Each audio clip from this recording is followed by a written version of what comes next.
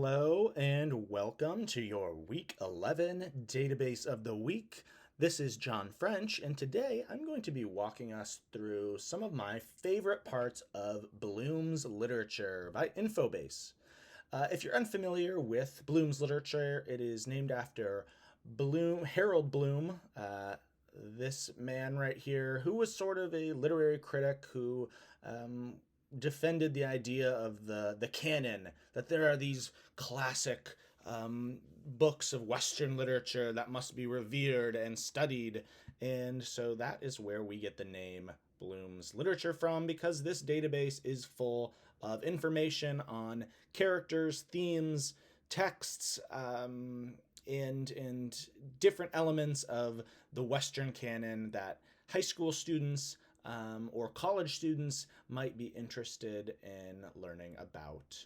So, if you're familiar with Infobase, our homepage does not look incredibly different than what you're probably familiar with. We have some gallery boxes that allow for students to quickly kind of browse through some items. We have most studied authors. Oh, there we've got William Faulkner, Kate Chopin, Charles Dickens, commonly studied works. What's kind of cool about Bloom's is, though it is called Bloom's Literature, we do have links to topic centers regarding fine art and the world of dance. So we do kind of venture outside of literature a little bit in this database. Another really cool feature of Bloom's literature is the featured videos. So if you are trying to watch maybe a clip from a film or production, this is a great place to explore.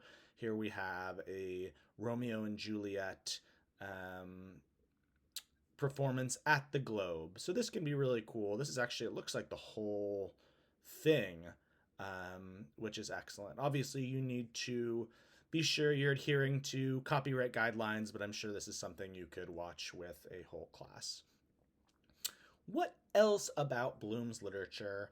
Let's quickly just do a search for one of my favorite authors, the amazing Flannery O'Connor. Obviously, it auto filled in for me. We have, it looks like a book title here, as well as Constance O'Day Flannery, which is not who we're looking for. So, Flannery O'Connor, what happens here? Well, we get a lovely thumbnail of Flannery, as well as her born, died, a little quick blurb about her. And then here is what we can see we've retrieved. We didn't get any videos of Flannery, but we have some images. We have a list of literary works. We have some criticism, perhaps, of Flannery's works, or maybe the person of Flannery O'Connor. So let's see here. We have a topic and theme page from the Critical Companion to Flannery O'Connor. We have a biography from the Encyclopedia of American Literature. We have another topic and theme page about Atlanta, Georgia, and Flannery O'Connor, and maybe her relationship with those things, and Roman Catholicism. Lots of stuff on Flannery O'Connor. So let's go click on literary works. We have a few different, looks like, overviews of some of these things. So here's the comforts of home overview, and it kind of just gives us, now we've got thematic or structural analysis references to the comforts of home. Okay, so that's just kind of a way like how this is all interconnected. Let's go back home just to reground ourselves. Some other things that we can do, we can search for an author, we can also search for a work, but we can also browse the author index, the character index, or the work index. So we just looked at Flannery O'Connor, but let's go to the work index to try to hunt down a specific work. So if we go to all works, and this is actually where every single work is indexed in Bloom's. So I'm just going to kind of scroll to look for something I'm familiar with.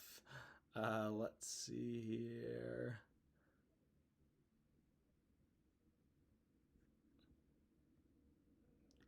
not that familiar with a lot of the classics, unfortunately. So bear with me here. Let's see here. There's something by F. Scott Fitzgerald. The Adventures of Sherlock Holmes. Okay. Thank you, Benedict Cumberbatch, for introducing me to Sherlock Holmes.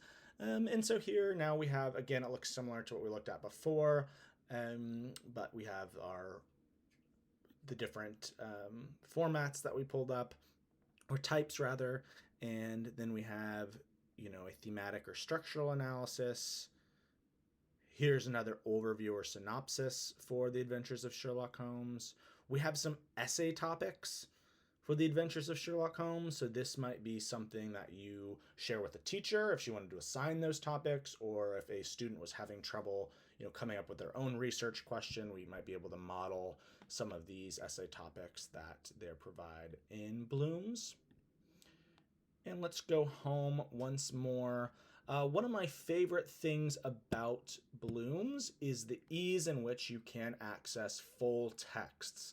Obviously, Google Books, Project Gutenberg allow us to access a lot of these works, but if we go to Literary Classics full text, we can see here basically the index of everything that students or researchers can read by themselves.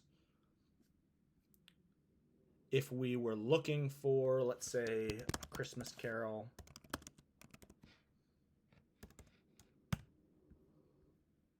it actually shows up under, this time we actually have a clickable link for literary works, and there it is. There's A Christmas Carol. And I believe this is going to redirect us to Infobase ebooks. And this is yep. And so from here, we can actually read A Christmas Carol in its entirety. It looks like this, essentially, and it's pretty easy to highlight, copy, paste text, because, again, this is a public domain text.